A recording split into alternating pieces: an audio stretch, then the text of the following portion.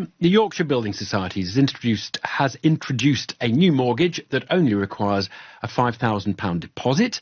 It can be used to buy a property up to £500,000. In other words, it's potentially a 1% deposit, or another way of putting that, a 99% mortgage. Is that a good idea? You buy a place, not much has to go wrong with it before you're in negative equity. Ben Merritt is Director of Mortgages at Yorkshire Building Society and joins us. Why are you doing this, Ben? Yeah, good evening. So this is all about the time that it takes to save a deposit. Now, we've done research and we understand how difficult and challenging it is for first-time buyers to get on the housing ladder. And what we've done is we've responded to that by launching a product that fixes that deposit amount. If you look at what happened to house prices over the last few years, they've risen at quite a rapid rate. And that means that the amount that people have had to save under a conventional percentage-based deposit has continued to increase. And that's moved that prospect of being able to get onto the housing ladder further away for so many people. What our product does is it talks directly to that challenge, and it aims to level the playing field across the country, reducing the average time to save a deposit from about 7.5 years down to about 2.5 years. So that's massive, and it's making a huge impact on people's lives. Right. Now, with it come the risks, though, don't they? That you haven't got much cushion in terms of whether you're in negative equity very quickly after you've purchased the property.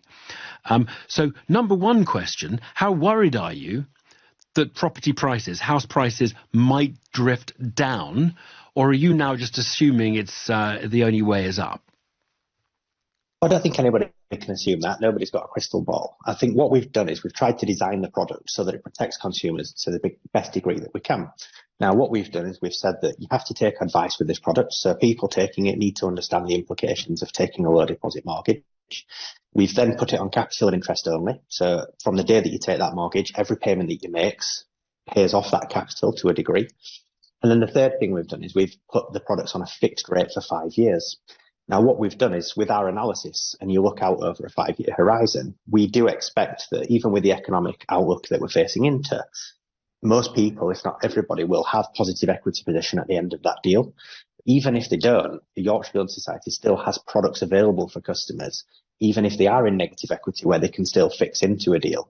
So we can't say for certain whether they will or they won't, but what we've done is we've tried to construct the product in a way that protects consumers to the most that we can, and we still think that it's a really purposeful proposition. It is possible to make negative equity a less disruptive and serious situation. For someone who can afford the monthly payment, the fact that your house price may be cheaper or more than the mortgage may not actually matter to you. You've got a fixed amount you're paying every month, and you can make that better, unless somebody wants to move and then they find they can't pay off sell the house and pay off the mortgage.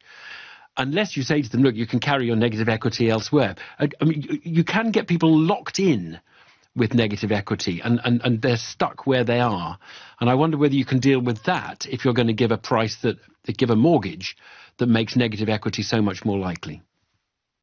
Well, let me just talk a little bit to the people that we're trying to help here. So the average age of a first-time buyer is 36 now. So that means that you've got people that are having to live with parents longer. And if they can't live with parents, they're having to move into rented and pay ever-increasing rental payments. And we know that rental inflation this year is at record highs as well.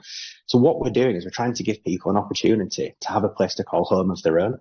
So this is more than just looking at the numbers or the possible prospect of negative equity, but it's about putting down roots. It's about being able to buy a home in your community and being able to get on with that next stage in your life. You know, people having to make huge sacrifices in order to save up for that deposit. And I'm sure a lot of your listeners will resonate with that, either themselves or the children, thinking, how am I ever going to get onto the housing ladder? That's exactly what this product does. It brings that prospect of buying that home sooner for them, reducing it down to about 2.5 years. There is a theory that says if you don't build more homes, you have a fixed stock of homes and you make it easier to buy a home, rather than making it really easier to buy a home because there aren't any more homes than there were before. All you do is push up the price of housing, which is a gift to the people who already own homes at the expense of those who are looking to buy homes. And that the problem can only be resolved. The problem you're describing, people can't find a place to live, they can't get out, that problem is really only resolvable by more homes.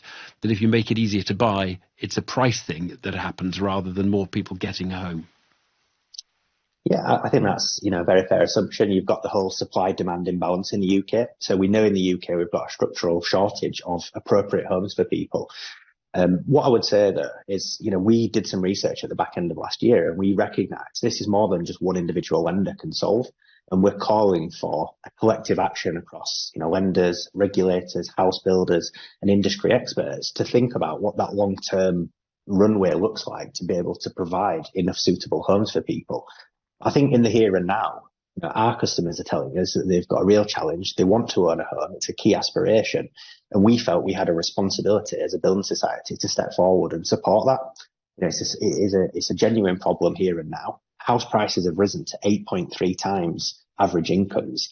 And actually what we've been able to launch here is something that talks directly to that problem and makes it, feel more achievable and more within reach. Ben Merritt from Yorkshire Building Society, appreciate your joining us today. The US state of Florida has passed into law some very fierce restrictions on social media use by young people. It was signed into law.